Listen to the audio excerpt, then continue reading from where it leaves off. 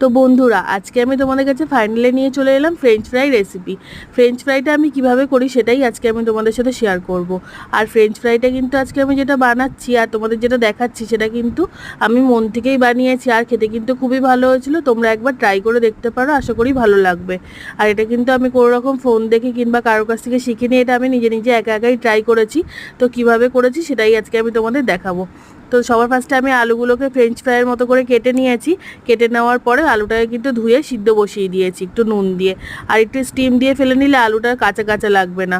তারপরে একটা ডিম ফাটিয়ে নিয়েছি, ডিমের মধ্যে একটু নুন, গোলমরিচ আর একটু কর্নফ্লাওয়ার দিয়ে ভালো করে এটাকে গুলিয়ে নিচ্ছি। আর এটা যতক্ষণ না ভালো করে আর কি ব্যাটারটা আর কি ভালো করে স্মুথ হয়ে যাচ্ছে ততক্ষণ কিন্তু ভালো করে আর কি চামচ দিয়ে এটাকে গুলিয়ে নেবে। আর দেখো, এটা কিন্তু আমি এক হাতে যেহেতু ক্যামেরা ধরে ছিলাম তার জন্য আমার কিন্তু একটু অসুবিধা হচ্ছিলো বলে তাই আমি একটু ক্যামেরাটা রেখে ভালো করে এটা আর কি ব্যাটারটা করে নিয়েছি। আর দেখো স্মুথ হয়ে গেছে ব্যাটারটা। আর এখানে দেখবে যে আলুটা সিদ্ধ হয়েছে, কিভাবে বুঝবে আলুটা যে সিদ্ধ হয়েছে। আর আলুটা কিন্তু খুব একটা বেশি সিদ্ধ করবে না, তাহলে কিন্তু আলুটা গলে যাবে ভাজার সময়।